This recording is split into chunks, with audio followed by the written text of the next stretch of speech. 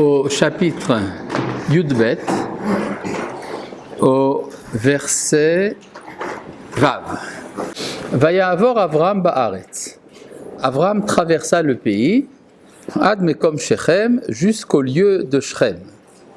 Ad Elon Moré, jusqu'à la plaine de Moré. Vakenaani Az Baaretz, le Cananéen était à l'époque sur la terre. Donc il arrive, et ça, ça peut être prouvé par d'autres textes, dans un lieu géographique qui est le centre géographique, géométrique du pays d'Israël. Mais ce qu'on avait commencé à se demander, pourquoi est-ce qu'il est écrit Vayavor Avram Baaretz? Pourquoi on a besoin de nous dire qu'Avram a traversé le pays? On avait expliqué que c'était pour nous dire qu'il ne s'est rien passé pendant son voyage, n'est-ce pas? Vous vous rappelez de ça? Oui, exactement. Et il arrive à un lieu, à quel endroit il arrive? Décidez-vous. Il y a écrit à Shrem? Non, mais ce sera Mekom Shrem. Ah, c'est pas la même chose. Il arrive à l'emplacement de Shrem. Quand je me rends à Tel Aviv, je ne me rends pas à l'emplacement de Tel Aviv, je me rends à Tel Aviv. Ça veut dire quoi, l'emplacement de Shrem? Ça veut dire que Shrem n'existait pas encore. D'accord? C'est-à-dire le lieu qui un jour sera Shrem. Quand est-ce que nous apprenons pour la première fois dans la Torah l'existence d'une ville, Shrem? Quand, oui, que... Quand ils vont capturer Dina? Oui, c'est quand ça? C'est à l'époque de Yaakov. À l'époque de Yaakov, c'est-à-dire 2 générations plus tard. 2 générations plus tard, quand même un bon bout de temps, quelque chose comme une centaine d'années, nous découvrons brusquement une ville. D'accord? Donc la ville a été fondée entre-temps. Justement, c'est la question que je pose. Pour l'instant, j'en suis à la question. Mais t'en fais pas, il y aura très bientôt la réponse, évidemment. Mais en tout cas, si la Torah a jugé nécessaire de nous faire comprendre qu'au moment où Abraham arrive à cet endroit, la ville n'existe pas encore, mais qu'elle va bientôt exister. D'accord? Ma question est la suivante. Qui a fondé la ville de Shrem? Shrem. Alors, n'inventez pas n'importe quoi. Il faut des preuves. On va bientôt arriver à la preuve, mais pas tout de suite. D'accord? Bon. Qu'est-ce qui se passe à ce moment-là au verset Zayin? Quand il arrive à l'emplacement de Shrem, Vayera Hashem el Avram. Et Dieu apparut à Avram, Vayomer, pour lui dire, qu'est-ce qu'il lui dit? Les Zaracha eten et haaretz hazot. C'est à ta descendance que je donne ce pays. C'est à ta descendance et pas? Soit pas à toi, soit pas à tes accompagnateurs. Il a pris avec lui une multitude de personnes et il lui dit, c'est à ta descendance que je donne cette terre. C'est-à-dire ni à toi, ni à tes accompagnateurs. Ça veut dire qu'en fait, c'est une remontrance qui est faite à Abraham d'avoir pensé faire coexister son projet initial avec le nouveau projet de Dieu, n'est-ce pas? Vous vous rappelez de ça? Ouais. Bon, qu'est-ce qui se passe? Vayiven sham mizbeach l'Hashem anir'eh elav. Il construisit là-bas un autel à Dieu qui lui était apparu. C'est quoi cette histoire? Dieu qui lui était apparu. Il fait un autel pour Dieu de toute manière. C'est quoi Dieu qui lui est apparu? Qui lui est apparu dans cette révélation. C'est-à-dire que Abraham se soumet à la remontrance d'Akadosh Baruch Hu qui lui dit non, c'est à ta descendance et pas aux accompagnateurs que je donne cette terre. D'accord? Qu'est-ce qui se passe immédiatement après? Regardez au verset Chet. Vaya'atek misham ahara. Il se déplaça de là-bas vers la montagne. C'est-à-dire, Shrem est dans une plaine. Il va monter maintenant vers les montagnes de Samarie. D'accord? La Samarie, juste au sud, il monte. Vaya'atek misham ahara. Mikedem le Bethel, à l'est de Bethel. C'est-à-dire il a fait quelque chose comme 40-45 km, d'accord? Vayet aholo, et il étendit sa tente. Ah bon? Il y a quelque chose qui ne va pas là-dedans. Étendit sa tente. Hein? C'est le mot étendit sa tente. Étendit sa tente. Donc Vayet, ça veut dire il a étendu, effectivement. Aholo, ça veut dire sa tente. Ce qui me... Oui? Alors Aholo, c'est parce que c'est comme s'il fallait lire Ahola sa tente à elle. Ça veut dire qu'en fait, il avait deux tentes, la sienne et celle de sa femme. Et qu'il a planté d'abord celle de sa femme avant la sienne. De là, on apprend le Derech.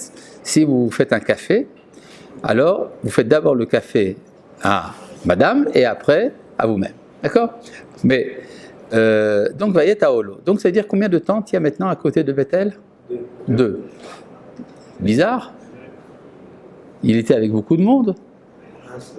Alors, on devrait dire il a étendu 7 tentes. Alors, qu'est-ce qui s'est passé? Où est-ce qu'il les a laissés? À Shrem. Donc, qui c'est qui a fondé la ville? Les accompagnateurs d'Abraham. Ça veut dire qu'à Shrem s'est créé un centre abrahamique de personnes qui sont fidèles à Abraham. Mais qu'Abraham a laissé derrière lui, oui. Mais ils n'en voulaient pas à Abraham. Peut-être. En tout cas, ça explique quelque chose d'intéressant, c'est que lorsque Yaakov rentre de l'exil, alors qu'il veut se rendre chez son père Yaakov qui est à Hebron, au lieu de prendre directement la route vers le sud, il remonte vers le nord pour Shrem. C'est-à-dire qu'il va chercher là-bas quelque chose. Il va chercher quelque chose à Shrem. Évidemment, il va chercher un mari pour Dina, pour fonder la 13e tribu. C'est-à-dire qu'il avait 12 garçons et une fille. Les 12 garçons vont fonder 12 tribus, mais il y a également un élément féminin dans la famille d'Abraham, dans la famille d'Yaakov, pour faire participer les nations, et donc fonder la 13e tribu avec des goïms. Et pour ça, il va chercher le goï qui correspond à ce projet, et donc il va chercher à Shrem, chez les descendants des accompagnateurs d'Abraham. D'accord? Vous dites quoi? Ça n'a pas réussi? Ça n'a pas été génial. Non, génial non, pas du tout. Mais en tout cas, ça explique la démarche de Yaakov. Il se rend à Shrem. Il a le droit de faire ça? Non, c'est interdit. Marier sa fille avec une qui n'est pas dans l'agence. Tachem. Avec qui va la marier? Il attend que ses enfants aient des enfants. Donc elle va se marier avec ses neveux? Il va marier avec lui, il y a une différence. Bon, vous dites n'importe quoi, c'est pas grave. En tout cas, bon. Oui? J'en sais rien. Quand on arrivera à l'histoire de Dina, on en parlera. Dina a 4 maris potentiels, d'après la Torah. Shimon, son frère, Esav, son oncle, Yov, le tzaddik, et Shrem, le méchant. D'accord? Donc il y a 4 manières de marier Dina, ça veut dire beaucoup de choses. D'accord? Oui. On a dit, il se déplace vers l'endroit de Shrem. Oui. L'endroit qui n'était pas encore Shrem. Vers la pointe d'Elon Moré, c'est ça? Donc l'endroit de Shrem, c'est Elon Moré? Oui. Peut-être que dans Shrem, il y a un lieu qu'on appelle Elon Moré. C'est-à-dire, archéologiquement parlant, la Shrem de l'époque était sur un tel, et à côté de ça, il y a une plaine. Alors c'est peut-être, il va jusqu'à Shrem, jusqu'à la plaine de Moré. D'accord? Bon. Mais en tout cas, donc donc ça veut dire que maintenant, il se retrouve seul. On va découvrir d'ailleurs qu'il n'est pas vraiment seul. Par la suite, on découvrira qu'il est accompagné encore par Lot. Mais ce n'est pas écrit. D'accord?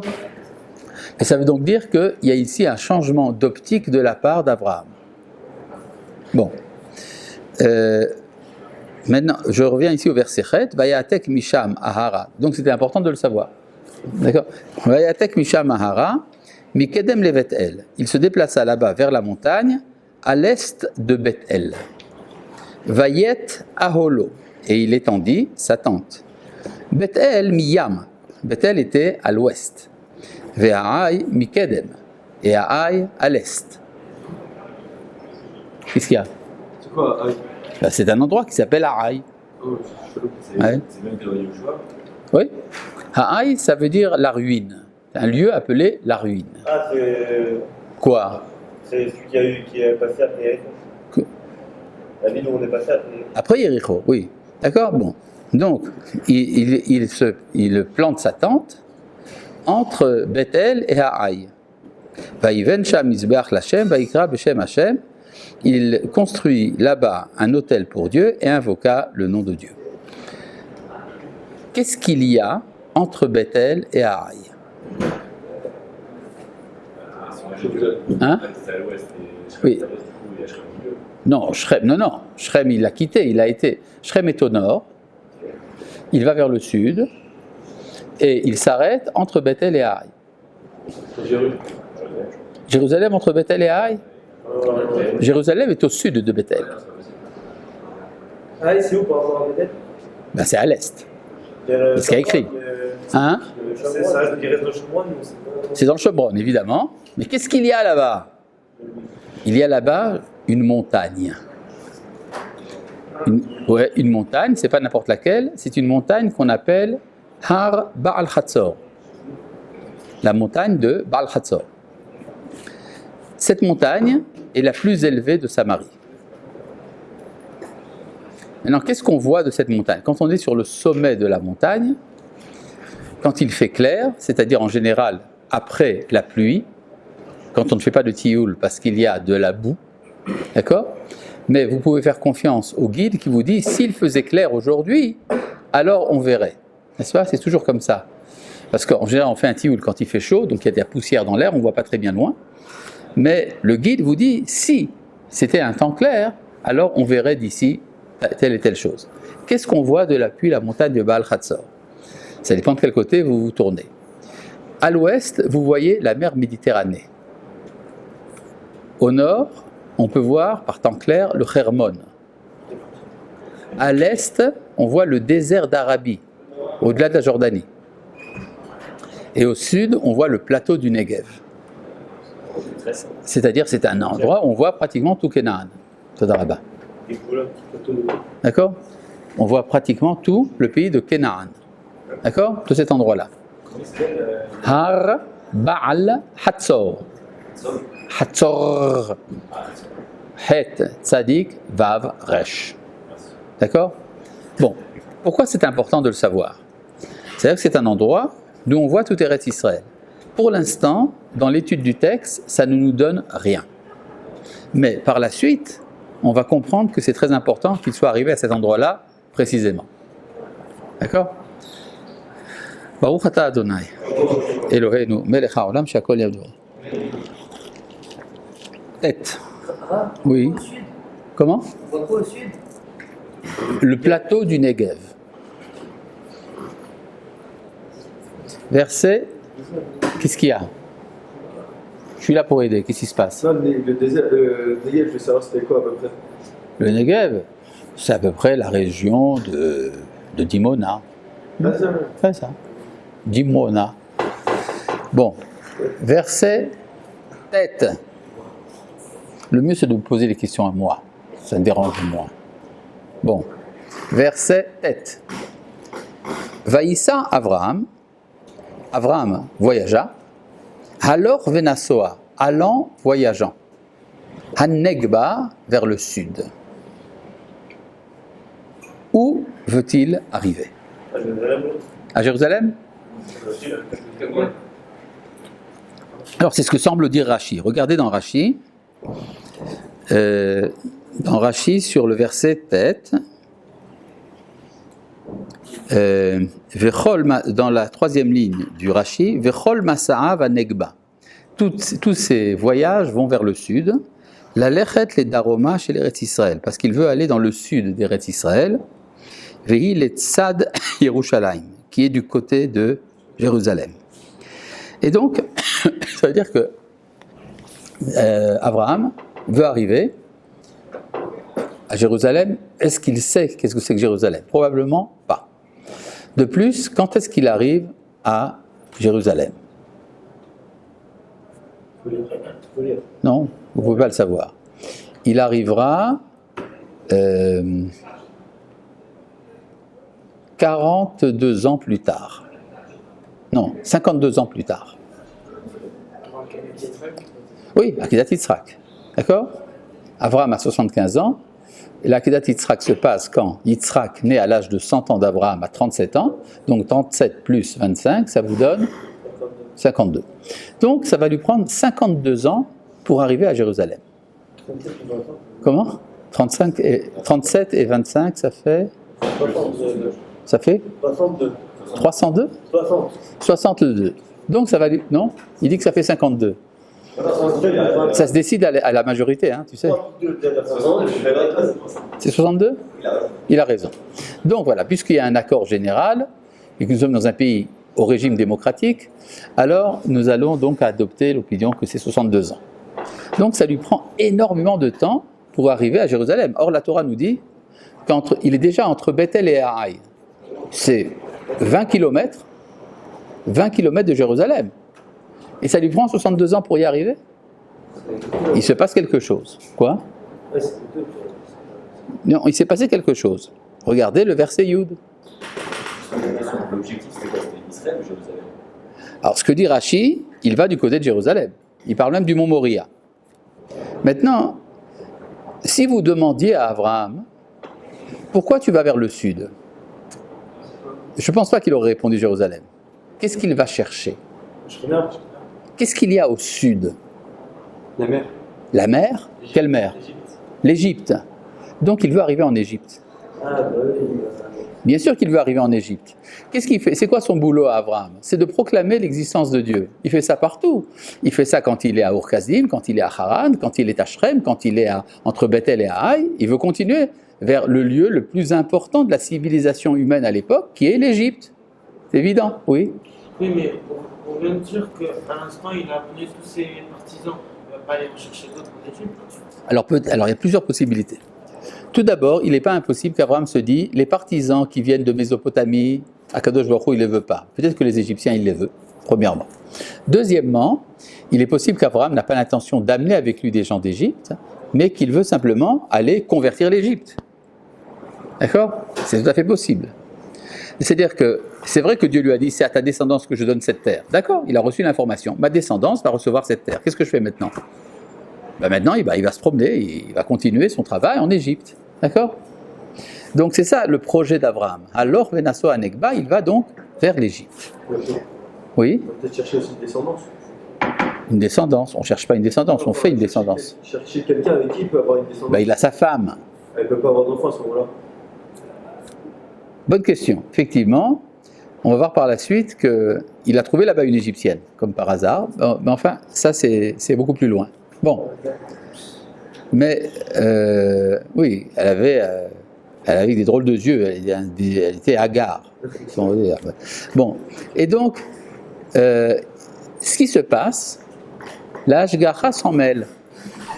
Il est obligé de descendre en Égypte, pour que ce ne soit pas considéré comme une transgression de l'interdiction de la Torah, bien qu'il n'y ait pas encore la Torah, mais finalement, Abraham a intuitivement le sentiment qu'il doit aller en Égypte, et ça se passe comme ça. Pourquoi? Vayehi ra'av ba'aretz, il y eut la famine sur la terre. Vayered Abraham mitzrayma lagursham, et Abraham descendit en Égypte pour y résider. Ki chaved ra'av ba'aretz, parce que la famine était lourde dans la terre. Donc qu'est-ce qui était lourd? La famine et le verset. Parce que le verset dit deux fois la même chose. Le verset nous dit qu'il y avait la famine et qu'il est descendu en Égypte parce qu'il y avait la famine. C'est dit deux fois, il se répète. Justement, à un moment, vous avez dit pour ne pas transgresser l'interdit de la Torah. Oui, parce que ça choque le lecteur de la Torah qui se dit tiens, il est descendu en Égypte, c'est pas bien ça. Alors on dit non, il n'avait pas le choix. D'accord? Bien qu'en vérité, il aurait très bien pu le faire même sans la famine. Mais la famine l'amène obligatoirement en Égypte. Et la Torah nous dit simplement deux fois qu'il y avait la famine. Ça veut donc dire qu'il y avait deux famines. Alors, de nourriture et d'autres choses, par exemple? Exactement. Il y avait une famine matérielle, il y avait Ira Baretz. Mais il y a une autre famine. La famine spirituelle, où est-ce qu'elle est cette famine spirituelle? Il y a le monde de Torah. Où est-ce qu'elle est? En Égypte. C'est l'Égypte qui est en famine. C'est-à-dire, il y a la famine en Canaan parce qu'il n'y a pas de quoi manger, et il y a la famine en Égypte parce qu'il n'y a pas de quoi se nourrir spirituellement. D'accord? Et donc Abraham va continuer son travail. Bon. Celui-là, jusqu'à ça va? Vayehi kacher écrive la Mitzrayma. Ce fut quand il fut proche d'entrer en Égypte. C'est quoi qu'il est proche d'entrer en Égypte? On voit qu'il y a du monde et la frontière est proche. D'accord? Vayomer el Sarai Ishto, il dit à Sarai, sa femme, Inena yadati, voilà que maintenant je sais, qui Isha yefat mareat, que tu es une femme belle à voir. C'est-à-dire, à l'âge de 75 ans, il se rappelle de dire à sa femme, qui a 65 ans, tu sais, tu es belle. Ah bon? Et alors, jusqu'à présent, il n'avait pas pensé à lui dire? Non. Jusqu'à présent, ça n'avait pas d'importance par rapport à la stratégie d'Abraham. Là, il y a un danger. Le danger, c'est les Égyptiens. Maintenant, le problème, pourquoi la Torah nous raconte-t-elle que nos matriarches étaient belles?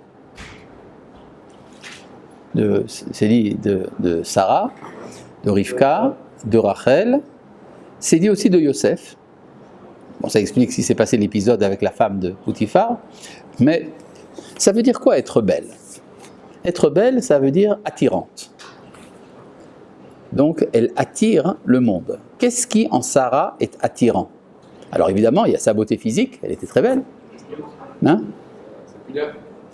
C'est la pudeur qui est attirante? Bah, à l'époque, je pense pas que c'est l'habitude de faire en Égypte.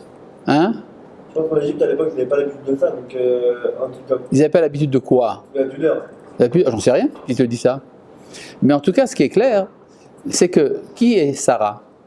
Sarah, c'est l'origine d'Israël. C'est la première. Or, Israël, c'est pas n'importe quoi. C'est un contenu d'énergie qui va transformer le monde entier. Ah, Donc, il est normal qu'à ce moment-là, oui, exactement, il y a une attirance pour captiver la matrice d'Israël. La matrice dans tous les termes, dans tous les sens du terme. Il y a un potentiel de. Exactement. Maintenant, ça vous explique quelque chose. Lorsque le pharaon de la sortie d'Égypte, enfin de l'esclavage, a décrété un décret scélérat, qu'est-ce qu'il a dit? Jetez tous les enfants mâles dans le fleuve et les filles, laissez-les en vie. Ah bon? Si les filles restent en vie, qu'est-ce qui va se passer avec elles? Elles vont être épousées par des Égyptiens. Les enfants seront quoi? Ils seront juifs du point de vue de la halakha, mais égyptiens du point de vue de l'identité. Ça veut donc dire que c'est l'Égypte qui va devenir le peuple élu. C'est-à-dire la tentation du pharaon, c'est pas simplement d'éliminer les Hébreux, mais il veut également renforcer sa prétention à être lui le fer de lance de l'histoire. Comment? C'est un peu Caïn et Ève. C'est un peu, oui, sûr, c'est la jalousie. D'accord? Donc, ce qui se passe, Sarah est belle et elle va arriver dans le pays qui est au sommet de la civilisation. C'est évident qu'on va essayer de s'emparer d'elle. Oui. Et pourquoi, justement, si on dit que elle, c'est c'est que tout le monde était attiré par elle, pourquoi on ne dit pas que tout le monde était attiré par Abraham? Parce que soit lui aussi, c'est le père d'Israël. Sinon, c'est. Oui, mais lui, il est le rival. C'est-à-dire, il faut le tuer. Pour remplacer Abraham, il faut tuer Abraham. Ah, donc Abraham, il est remplaçable, Sarah, elle l'est pas? Non, Sarah, elle n'est pas remplaçable. C'est elle qui est à l'origine. Et donc, c'est elle qui peut être accaparée. Parce que le destin de l'histoire va se décider par les mâles, pas par les femelles. Donc, c'est donc le pharaon qui va essayer de la prendre. Donc, qu'est-ce que dit ici Abraham? Vehaya ki yiru otach hamitzrim. Et ce sera lorsque les Égyptiens te verront, vehameru, qu'ils se diront, ishto zot. Celle-là, c'est sa femme. Vehargu oti, ils me tueront. Veotach yahayu, et toi, ils te laisseront en vie. Donc, Abraham prévoit ici deux malheurs possibles. Le premier malheur, c'est qu'Abraham soit tué. Le deuxième malheur, c'est que Sarah reste en vie. Quoi? C'est ça, quoi. Quoi? Pourquoi ça serait un malheur que ça? C'est un malheur que Sarah reste en vie. Ça veut dire que l'énergie d'Israël va être transmise à l'Égypte. Ah, donc c'est très grave. D'accord? Maintenant, remarquez une chose intéressante. Pourquoi tuer Abraham? Il suffit de prendre Sarah. Simplement, ça veut dire que pour les Égyptiens, on ne prend pas une femme mariée. On peut tuer le mari, ça oui, c'est moins grave que de prendre une femme mariée. Pourquoi c'est moral? Du point de vue, je parle ici du point de vue égyptien. Est-ce qu'il y a une morale? Ils ont une demi-morale, un quart de morale, un 18e de morale. Là, juste une question. Oui. Si jamais Abraham il savait qu'il y aurait des problèmes entre guillemets en Égypte, pourquoi il allait en Égypte et pas ailleurs? Parce que c'est en Égypte qu'il y a de quoi manger. Et c'est parce que c'est l'Égypte qui est affamée. Maintenant, il y a toute une stratégie chez Abraham. Il se dit, il y a un moyen de s'en tirer. Qu'est-ce qu'on va faire? Imrina Achotiat dit que tu es ma sœur. Là, s'il fait ça, dans sa tête, je prends le principe qu'il va abandonner la matrice d'Israël au monde des Égyptiens. Qu'est-ce que t'en sais? Parce que s'il dit, t'es ma sœur, ils vont se dire, ah, c'est bon, c'est sa sœur. Elle n'est même pas mariée, on n'a pas besoin de sœur, on doit la prendre. Est-ce que tu es bien sûr de ce que tu dis? J'ai pas lu Je la pense. suite. Oui, voilà. Donc c'est parce que tu n'as pas lu la suite. D'accord? Imrina Achotiat dit que tu es ma sœur. Les man yitavli ba'avourer, pour que ça aille bien pour moi. Vechaita nafshi biglaler, et que je reste en vie grâce à toi. Surprenant. Ça veut dire qu'Abraham est intéressé à sauver sa peau. Et il dit à Sarah, écoute, il faut absolument que tu dises que tu es ma sœur, pour que je vive. À part ça, il y a un autre problème. C'est quoi Gitavli ba'avourer? Que ça aille bien pour moi. Que dit Rashi? Dans le verset Yud Gimel, que dit Rashi? Yitnouli matanot, on me donnera des cadeaux. C'est-à-dire, Abraham dit voilà, il y a deux raisons pour lesquelles ça vaut la peine que tu dises que tu es ma sœur. La première, c'est que je vais recevoir des cadeaux. Deuxièmement, comme ça, je vivrai. En supposant qu'Abraham soit un égoïste, la première chose qui doit l'intéresser, c'est d'abord de vivre. Accessoirement, des cadeaux. Mais là, Abraham semble avoir perdu la boule, c'est-à-dire il met l'échelle des valeurs à l'envers, il dit je veux des cadeaux et à part ça je veux vivre. Ça, on a dire qu'on n'a pas vraiment compris, n'est-ce pas? Bon. Alors ça veut dire, si on pense que tu es ma femme, le seul moyen de se procurer toi, c'est quoi? De me tuer. Donc ce que dit Abraham, ça ne vaut pas la peine de dire que tu es ma femme. Tu diras que tu es ma sœur, et alors on me donnera des cadeaux. Pourquoi faire? Pour convaincre le frère, c'est-à-dire qu'une femme à l'époque se mariait avec l'autorisation de son père ou de son frère, et donc si on pense que je suis le frère, on va gagner du temps. Les gens donneront des cadeaux, ils ne me tueront pas simplement comme ça. C'est-à-dire, s'ils se disent qu'il y a moyen de t'avoir par conviction, ils ne vont pas me tuer. Donc ils vont me donner des cadeaux et ça va te sauver.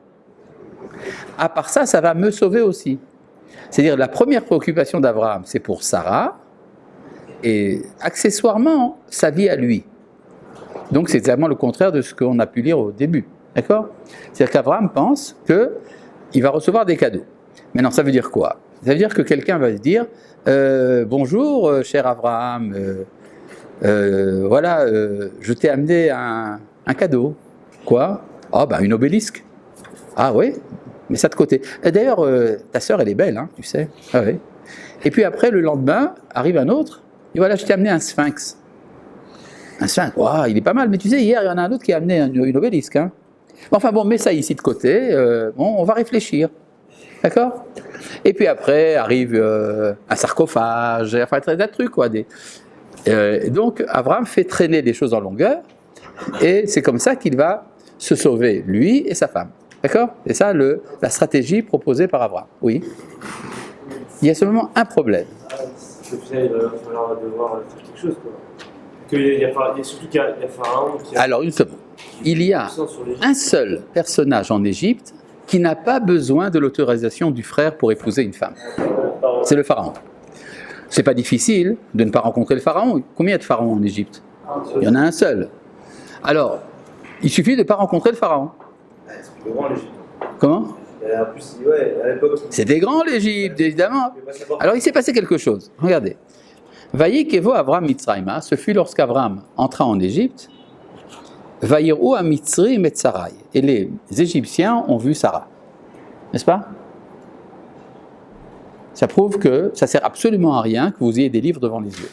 Vous avez dit Isha. Il y a écrit Taïcha, ils ont vu la femme. J'ai dit Sarai. Oui, c'est-à-dire, logiquement, si on parle d'Abraham, on doit parler de Sarah. Or, ce que les Égyptiens voient en Sarah, qu'est-ce qu'ils voient? La femme. Ils ne voient pas son identité, sa personne. Donc elle n'a pas de nom, elle est la femme. Qui a failli méode, ils ont vu qu'elle était très belle. Qui c'est les Égyptiens qui ont vu qu'elle était très belle? Serviteur de parents? Pas du tout. Où est-ce que ça se passe? À la douane. Les douaniers. Les douaniers qui sont là-bas, c'est des Égyptiens tout simples. On ne va pas mettre là-bas des grands seigneurs. Mais alors qu'est-ce qu'ils disent? Elle est très belle. Vaïro ta saré Pharaon. Et alors les princes de Pharaon l'ont vue. Qu'est-ce qu'ils faisaient là-bas? Accueillir Avram. D'accueillir Avram. Non, pas du tout. Les douaniers se sont dit, ça il faut montrer au patron. Ils ont appelé donc les princes. Patron, il faut absolument que vous voyez ça. Ah, mais Raph, comment ça ressemble à une cosmos un peu bizarre parce qu'à l'époque, ils ne peuvent pas appeler à viens voir qu'est-ce qu'il y a à la frontière. Ils sont à la frontière. Oui, mais attention, il y a le boss, il y a l'officier qui dirige le poste. D'accord? Et ce qui va se passer, va y aller louota el paro. Et ils l'ont loué comme digne de Pharaon.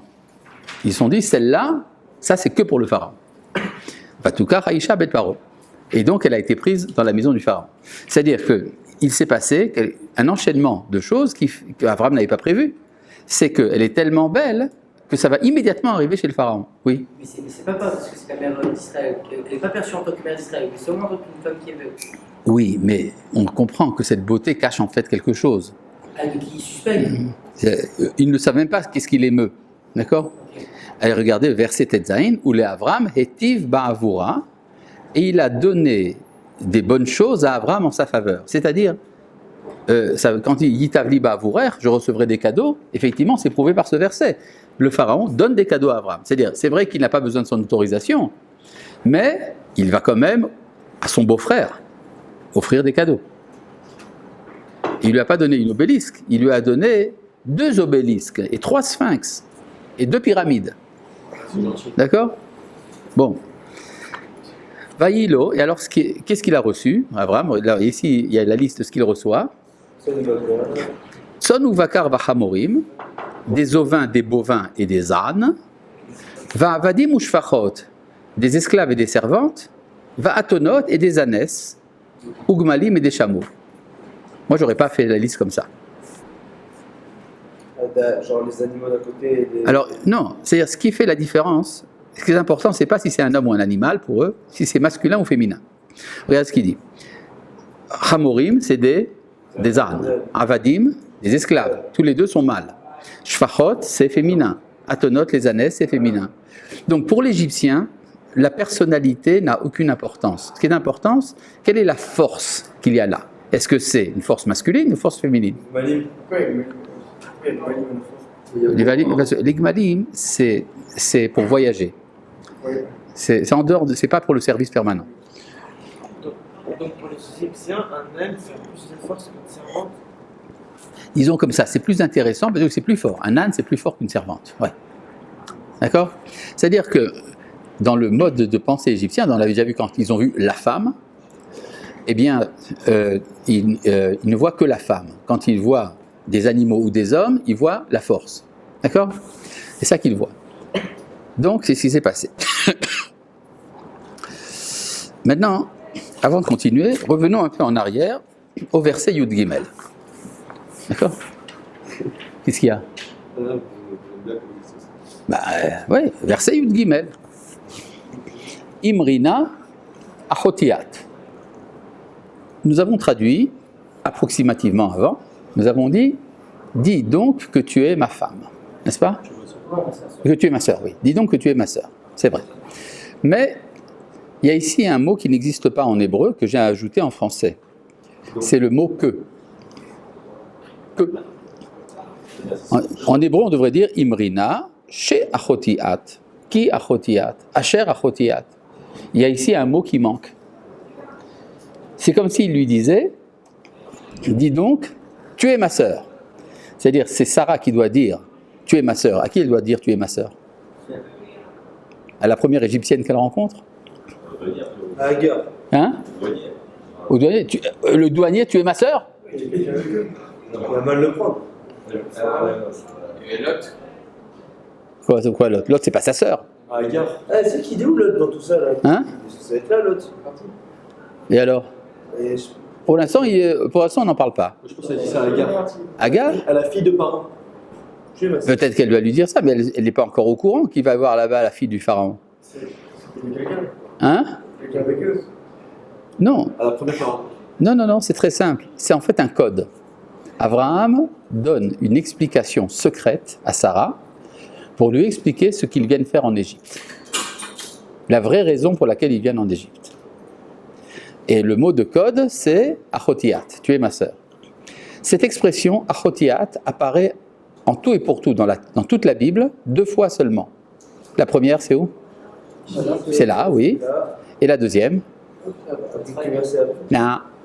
C'est dans le Nard, je pense. Dans le Nar, oui, c'est vrai. Surtout dans Les Lévim, par là. On n'est pas dans les Dévim. le Ketuvim. Dans les Ketuvim, c'est très bien. Voilà, vous rapprochez. Hein? Ah, non, le Megatessa n'a pas écrit. Non plus. La Gala, La Haggadah, c'est pas dans le Tanakh. Hein? Non, pas dans Tehillim. Comment? Dans Michelet. Ouais, tout de suite il a trouvé. Dans Michelet, il y a écrit Emor la chokhma, achoti at. Dis à la sagesse, tu es ma sœur. Donc, achoti at représente ici la sagesse. Il vient expliquer à Sarah, qu'est-ce que nous sommes venus faire ici? Nous sommes venus récolter la sagesse de l'Égypte. Effectivement, le prophèt nous dit Ve'avadeti et chokhmat Mitzrayim bayomau. Je perdrai la sagesse d'Égypte en ce jour. C'est-à-dire que l'Égypte est porteuse d'une sagesse et qu'Abraham vient la chercher. Alors maintenant, pour mieux comprendre ça, revenons un peu en arrière dans le chapitre bête. Oui, dans le chapitre bête, au verset... Ah oui, je sais bien. Au verset Yud. Regardez dans le Bereshit, au chapitre bête, au verset Yud. Venahar yotze me'Eden. Un fleuve sortait de l'Éden, les Ashkot et Tagan, pour irriguer le jardin, ou Misham yipared, et de là, il se séparera, Fehaya le arba rachim, et deviendra 4 têtes. Alors d'abord, ça veut dire quoi? Ça veut dire que du jardin d'Éden sort quelque chose, et que ça devient, par la suite, 4 fleuves, n'est-ce pas? C'est-à-dire, Vehaya, c'est un futur. C'est-à-dire, c'est pas au moment de la création du monde, c'est au moment, ça annonce l'histoire. Dans l'histoire, le fleuve qui sort de l'Éden va devenir 4 fleuves. C'est quoi des fleuves? Les fleuves, c'est ce qui fonde les civilisations. Toute grande civilisation se fait au départ à côté d'un fleuve. Alors, c'est quoi les 4 fleuves? Shem Echad Pishon. Le premier est Pishon. C'est quoi Pishon? C'est le Nil, disent les Chachamim. C'est-à-dire le premier des 4 fleuves, des 4 grandes civilisations, c'est l'Égypte.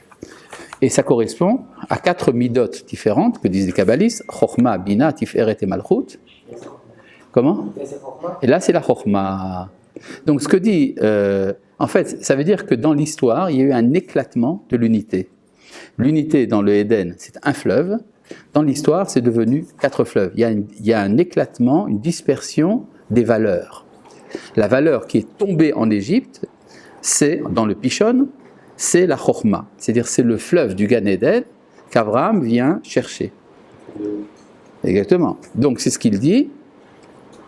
Imrina, hein, il faut que tu dises Achotiat, tu es ma sœur, en fait, c'est le mot qui signifie la sagesse.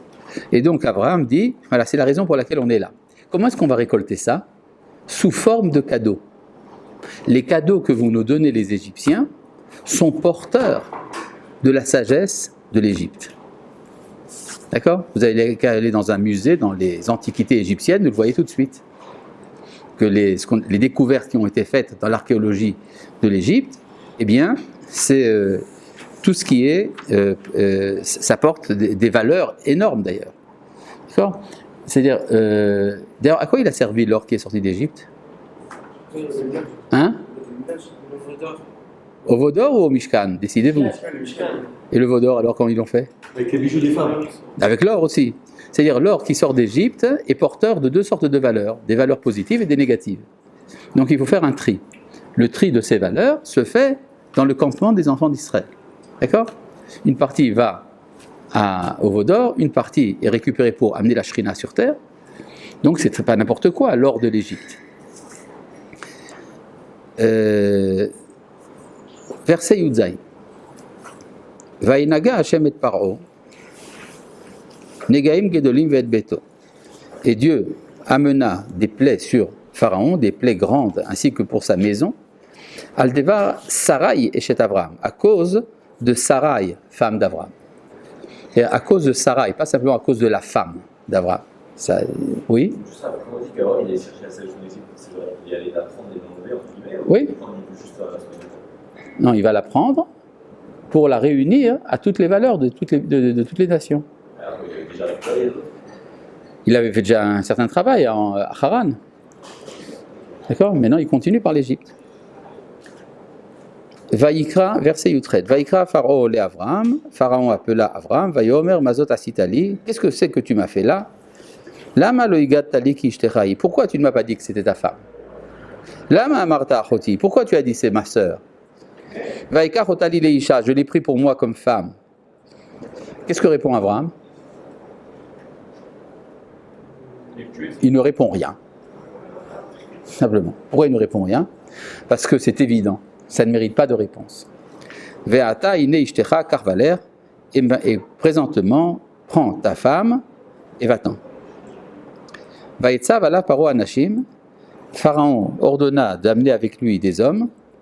Vaïshalechu oto ve'et ishto ve'et kol asher lo. Ils l'ont renvoyé, lui, ils l'ont raccompagné plus précisément, lui, sa femme et tout ce qu'il possédait. Donc ça c'est la sortie d'Égypte d'Abraham. Abraham sort d'Égypte. Oui. Si Sarah est d'accord à la base, qu'ils se tuait quand il était que son mari, pourquoi à ce moment-là, il a fait son mari, il l'a pas tué pour prendre une nouvelle femme? Pourquoi qui? Pourquoi ce pharaon n'a pas tué? Il n'a pas tué Abraham pour prendre Sarah comme femme, parce que finalement maintenant il sait qu'il est son mari. Ah oui, mais elle était chez le pharaon. Et le pharaon a souffert à cause de ça. Donc maintenant il comprend qu'Abraham doit être son allié. Maintenant, si on va selon le Midrash, il a donné également sa fille Agar comme servante chez Abraham, c'est-à-dire qu'il se dit si je ne vais pas être moi son beau-frère, alors que ce soit lui mon gendre. D'accord? C'est-à-dire il y a ici une participation du pharaon à l'événement de la création d'Israël. C'est pour ça qu'il dit Vaïchalecho oto, il les a accompagnés. Les chalers, c'est-à-dire accompagnés, comme dans Béchalar Paro et dans la paracha de Béchalar que nous allons lire. Ce Shabbat, vous retrouvez la coïncidence extraordinaire. Il y a de la Hashgacha là-dedans. Bon. Vaïal. Quoi? Pourquoi ça ne méritait pas de réponse? Parce que il a très bien compris l'état des Égyptiens. Les Égyptiens étaient tellement barbares que c'était tellement débauchés que c'était évident qu'il fallait cacher l'identité de Sarah. Chapitre Yud Gimel, verset Aleph. Vaïal Avram Mitzrayim. Avram monta d'Égypte. Hu, lui, Veishto, et sa femme, Vechol Asherlo, et tout ce qu'il possédait. Brusquement, Velot Immo, et Lot avec lui. Un Egba vers le sud. Jusqu'à présent, la Torah n'a rien dit. C'est-à-dire, elle nous dit que Abraham continue sa route depuis Shrem, avec Sarah, il plante sa tente. Brusquement, on découvre que Lot n'a pas abandonné Abraham. C'est-à-dire que Lot n'a pas participé à la fondation de la ville de Shrem, il reste dans l'entourage d'Abraham. D'accord? Vers le sud. Vers Abraham Kaved Meod. Et Abraham était très lourd. D'accord? Mais là, ce n'est pas une métaphore. Ça veut dire qu'il avait beaucoup de bagages. D'accord? Bamikne, dans le bétail. Bakesef ou Vazahav, d'argent et d'or. Qu'est-ce qui manque? Les hommes. C'est évident que si on a du bétail, c'est qu'on a des bergers pour s'en occuper. Donc il y a une sorte d'évidence qu'il y a un groupe humain qui monte d'Égypte et qui est associé à Abraham. Très bizarre. Ça veut dire, vous vous rappelez, quand il avait amené un groupe humain de Haran, il a compris qu'Akadosh Baruch Hu n'était pas très content, il les a laissés de côté. Mais là, il y en a un autre groupe. Peut-être que ce groupe-là, Akadosh Baruch Hu accepte. Oui. Peut-être que cette fois-ci, c'est pas Abraham qui a dit au groupe de venir. Oui, je dis peut-être qu'au contraire, c'est bien, c'est la Hashgacha qui a voulu qu'il vienne avec moi. D'accord? Vayelech le Masaav, Minegev ad Bethel. Il revient sur ses étapes, depuis le sud jusqu'à Bethel, Adamakom Asher Ayasham Aolo Batechila Ben Bethel ou Venaai, jusqu'à l'endroit où il avait mis où il y avait là-bas sa tente au départ, entre Bethel et Aï. El Mekom HaMizbeach Asher Hashem Berishona, à l'endroit de l'autel qu'il avait fait la première fois. Vaikra Sham Avram Beshem Hashem, et Avram invoqua là-bas le nom de Dieu. Alors où est-ce qu'il va, Avram? Où est-ce qu'il arrive? Là où il y a l'hôtel la première fois. C'est-à-dire? Hein? À Arba el-Chatzor, entre Bethel et Haï. Il revient à la case départ. D'accord? Bon, jusque-là, tout est clair. Quelque chose n'est pas clair. Vegam le Lot haolech et Avram hayatzon uvakar ve'ohalim. Et Lot aussi, qui marchait avec Avram, il y avait des ovins, des bovins et des tentes. C'est-à-dire que Lot est riche comme Avram. D'où lui vient sa richesse. Abraham, il a joué. Alors, soit Abraham, il a partagé entre guillemets, soit l'autre, il a fait quelque chose en Égypte. Qu'est-ce qu'il a fait en Égypte? Hein? Il est Abraham qui veut se marier avec Sarah. Bah non, l'autre il est le frère de Sarah. Exactement. Lui, il est vraiment le frère de Sarah. C'est-à-dire, quand on essaye de convaincre Abraham, est-ce que je peux, par hasard, épouser ta sœur? La même question est posée à Lot. C'est-à-dire que Lot, parce qu'il marche avec Abraham, c'est ça que ça veut dire. C'est pour ça qu'il est riche. C'est-à-dire, Abraham et Lot sont tous les deux des deux côtés de Sarah. Et les négociations commencent.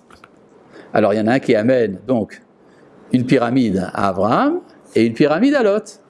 D'accord? Un sarcophage et un autre. D'accord?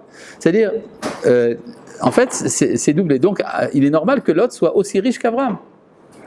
Et lui aussi, il a avec lui un groupe humain. Oui. Et l'autre, il a récolté la sagesse d'Égypte alors. Possible. C'est pas dit. D'accord? Mais en tout cas, ça explique ce qu'il fait là-bas et ce qui va se passer. Velo nasa otam haaretz lashevet yardav. Or, le terrain n'était pas suffisant pour qu'ils résident ensemble. Ki yaya rechusham rav. Parce qu'ils avaient beaucoup de biens. Velo yachlou lashevet yardav. Ils ne pouvaient pas résider ensemble. Ou ne pouvaient pas se mettre d'accord. Les choses que ramène l'autre, c'est pas la même chose que ramène Abraham. C'est la même chose. C'est la même chose. Oui. Il n'y a pas écrit qu'est-ce que ça faisable, c'est vrai. Bon, mais d'où vient l'or et l'argent d'Abraham? Il a vendu. Donc, verset Zaï. Vaï rive, il y eut dispute. Ben ro'e mikne Avram ou ben ro'e mikne Lot. Entre les bergers du bétail d'Avram et les bergers du bétail de Lot. Vakenaani va périsé à Shebaharetz, le cananéen et le périzéen étaient installés à l'époque sur la terre. Donc il y a un conflit territorial. Maintenant, comment ça se passe? Alors, essayons de voir un peu la situation.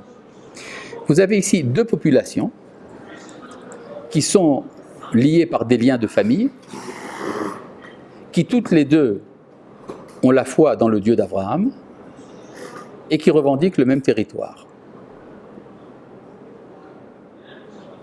D'accord? Je reviens sur les trois éléments. Ce sont deux populations qui sont en rapport de famille, qui ont la même foi, ils croient en un Dieu unique, le Dieu d'Abraham, et ils veulent le même territoire. D'accord? Vous comprenez à quoi la Torah a-t-elle pu penser quand elle nous a écrit ce genre de situation? D'accord? Maintenant, la confrontation est très grave parce que avec les autres nations, ce sont tous des idolâtres. Abraham est le porteur de la foi. Mais là, il y a un monothéisme rival, avec revendication territoriale. Qu'est-ce qu'on fait dans ce genre de situation, bon flanc? D'accord? D'accord? Il y a ici, en fait, il y a trois possibilités logiques. La première, c'est de se faire la guerre. C'est le vainqueur qui gagne. D'accord? La deuxième, c'est d'aller au tribunal. Et donc, au niveau du droit, c'est le droit qui va décider qui a raison.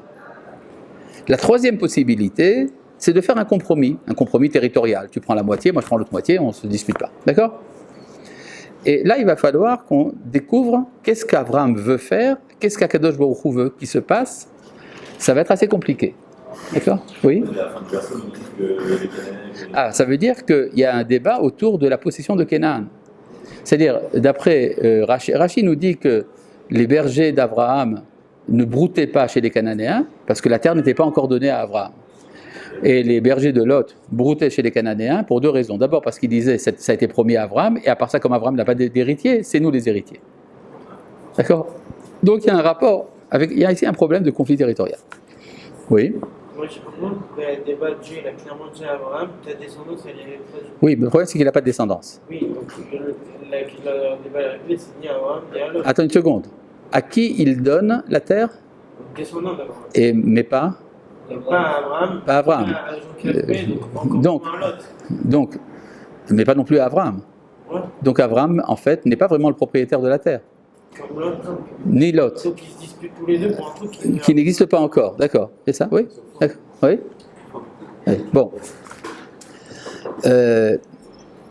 Vous avez entendu parler d'un mouvement israélien appelé Shalom Arshav?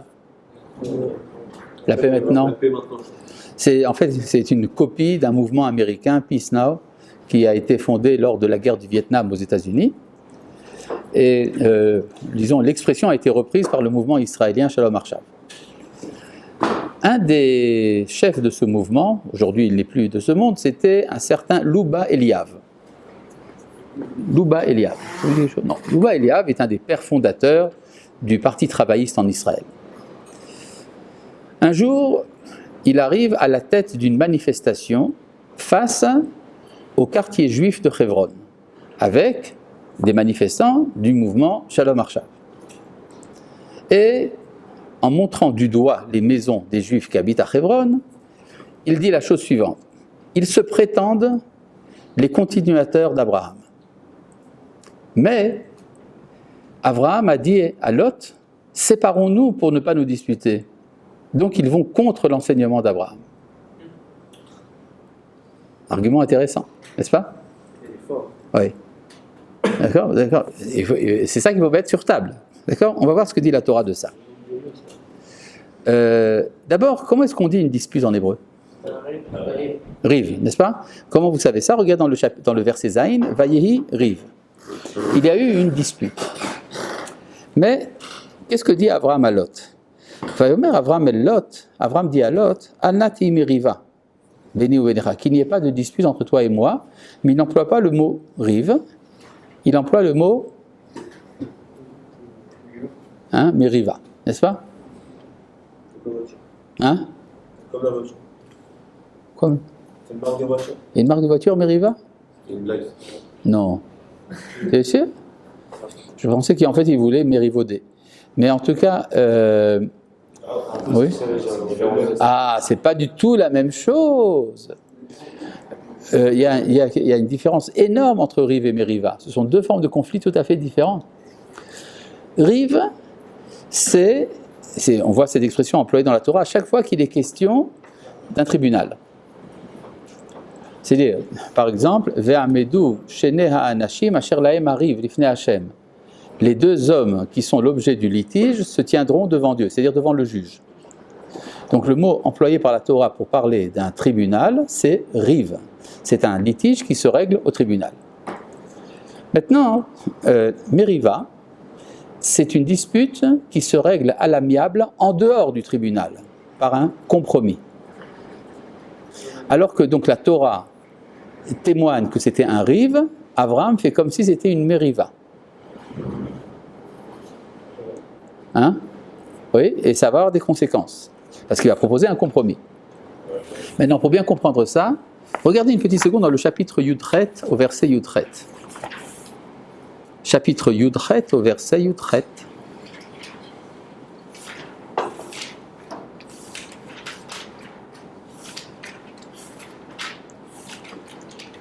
Chapitre Yudret au verset Yudret. Vous avez trouvé? Vous avez trouvé ou pas? Bon. Non, toi, tu n'as pas trouvé. Le verset Yutret dans Yutret. Yutret. Tout en bas de la page à gauche, C'est incroyable, incroyable.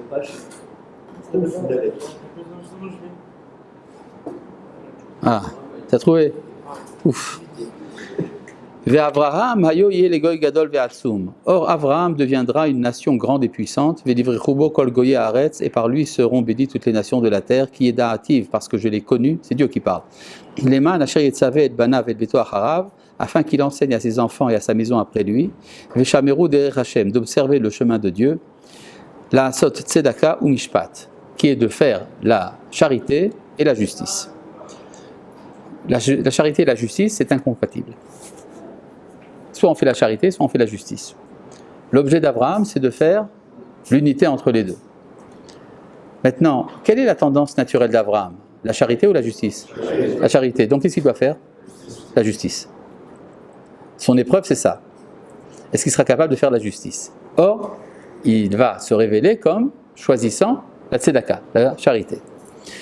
Donc c'est ce que dit ici la Torah, Vayomer Avram el Lot, Avram dit à Lot, Al nati meriva beni uvenecha, qu'il n'y ait pas de dispute entre toi et moi, Uven roa et uven roecha, entre mes bergers et tes bergers, Ki anashim achim anachnu, parce que nous sommes des hommes frères, c'est-à-dire des proches parents.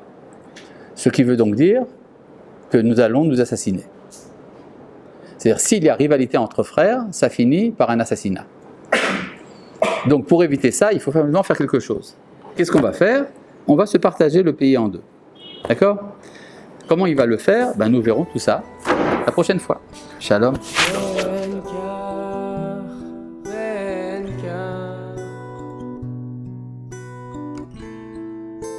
נקראים בנים